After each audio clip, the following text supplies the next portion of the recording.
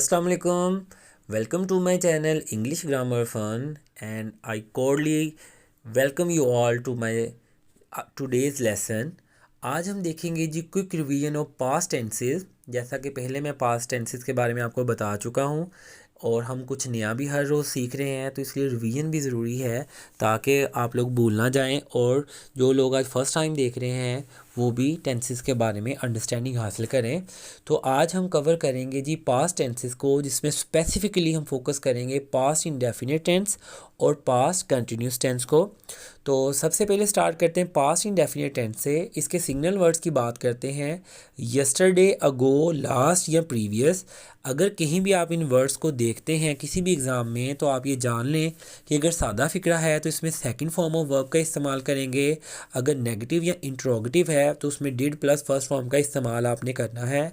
और अगर स्पोकन में, रिटन में कहीं आप इस टेंस का इस्तेमाल कर रहे हैं, कोई ऐसा काम जो कि पास्ट में हो चुका है, तो वहाँ यस्टरडे, अगो, लास्ट या प्रीवियस का आप इस्तेमाल करें तो आप जान सकेंगे कि सादा फ़िक्रों में सेकंड फॉर्म, जबकि मनफी और सवालिया में डिड के बाद फर्स्ट फॉर्म का इस्तेमाल करेंगे।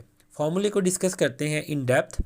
अगर हम बात करें पॉजिटिव सेंटेंसेस की, तो सबसे पहले सब्जेक्ट है, उसके बाद सेकंड फॉर्म ऑफ वर्ब और लास्ट पे ऑब्जेक्ट जाएगा। जैसे ही went to the zoo yesterday, yesterday यहाँ सिग्नल वर्ड था, वेंट यहाँ गो की सेकंड फॉर्म है, ही यहाँ सब्जेक्ट है और टू द ज़ू जो है ये कम्प्लीमेंट है, यहाँ ये ऑब्जेक्ट नहीं है। किसी भी फिक्रे में ऑब्जेक्ट ऑप्शनल होता है, ये हो भी सकता है और नहीं भी हो सकता। मैंने आपको ट्रांजिटिव और इनट्रांजिटिव वर्ब्स के बारे में बताया था, और अगर आप इसके बारे में नहीं जानते तो काइंडली मेरे प्रीवियस लेक्चर को रीविज़िट करें। They watch the horror movie last night, last night यहाँ सिग्नल वर्ड है और वॉच सेकंड फॉर्म है। अगर नेगेटिव फिक्रा बनाना है, he did not go to the zoo yesterday, तो डिड हेल्पिंग वर्ब है पास्ट का और नॉट के बाद गो फर्स्ट फॉर्म आएगी। अगर इंट्रोगेटिव बनाना है, हेल्पिंग वर्ब सबसे पहले आ जाएगा, did he go to the zoo yesterday और लास्ट पे क्वेश्चन मार्क ज़रूर आएगा।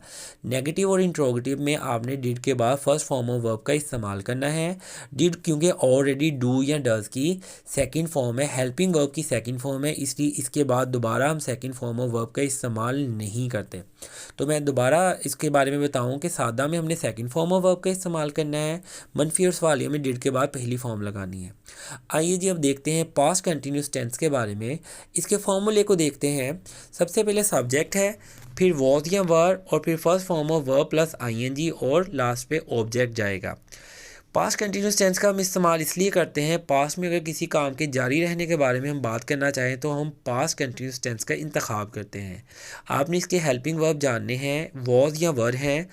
अगर ही हो, शी हो, इट हो, सिंगुलर नेम हो, आई हो, तो उसके साथ हम वॉज का इस्तेमाल करते हैं। वी, यू, दे और जमा नाम के साथ हम वर का इस्तेमाल करेंगे और उसके बाद first form of verb plus ING आएगा। एग्जाम्पल्स को देखते हैं।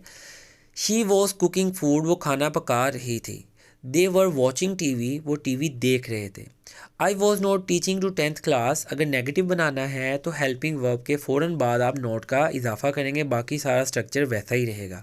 मैं 10th क्लास को नहीं पढ़ा रहा था। अगर हमने इंट्रोगेटिव इसका फ़िक्रा बनाना है तो हेल्पिंग वर्ब सबसे पहले आ जाएगा। वर दे लिसनिंग टू यू, क्या वो तुम्हारी बात सुन रहे थे, क्या वो आपको सुन रहे थे। तो इसमें दे के अकॉर्डिंगली वर हेल्पिंग वर्ब है जो कि सबसे पहले हमने प्लेस किया है। अगर WH फैमिली में से कोई वर्ड आएगा तो वो सबसे पहले आ जाएगा। जैसे व्हेन वॉज अमल स्लीपिंग, अमल कब सो रही थी, तो इसमें आप देख सकते हैं अमल जो है ये सिंगुलर नेम है, इसीलिए वॉज हेल्पिंग वर्ब हमने सिंगुलर का इंतखाब किया और WH फैमिली में से क्योंकि व्हेन आ गया इसलिए इसको हमने सबसे पहले प्लेस किया और लास्ट पे क्वेश्चन मार्क आया। तो आप लोगों ने आज जाना कि हमने क्विक रिवीजन की है। मैंने कोशिश की है सिंपलेस्ट वे में और ईजीएस्ट वे में आपको पास्ट इंडेफिनेट और पास्ट कंटिन्यूस टेंस के बारे में रिवीजन करवा सकूं। इंशाल्लाह कल इसका टेस्ट होगा और हम choose the correct form of verb को एग्ज़ाम पॉइंट ऑफ व्यू से डिस्कस करेंगे। तो आज के लेक्चर को अच्छे से समझ लीजिए और कल के लिए तैयार हो जाइए। इंशाल्लाह कल इसका टेस्ट होगा और मैं उम्मीद करता हूं कि आज के लेक्चर से आपने बहुत कुछ सीखा होगा। अगर आप आज पहली दफ़ा मेरे चैनल को देख रहे हैं तो काइंडली सब्सक्राइब कीजिए और फ्रेंड्स और फैमिली में शेयर कीजिए और अपने इर्द गिर्द माहौल का ख्याल रखिए। माहौल में सफाई का बाइस बने, पोल्यूशन का बाइस ना बने। अपना ख्याल रखिएगा। और मेरे चैनल के साथ जुड़े रहिए ताकि डेली बेस पे आपको अपडेट्स मिलती रहें और आपके स्पोकन और रिटन में बेहतरी आ सके। अपना ख्याल रखिएगा। अल्लाह हाफिज़।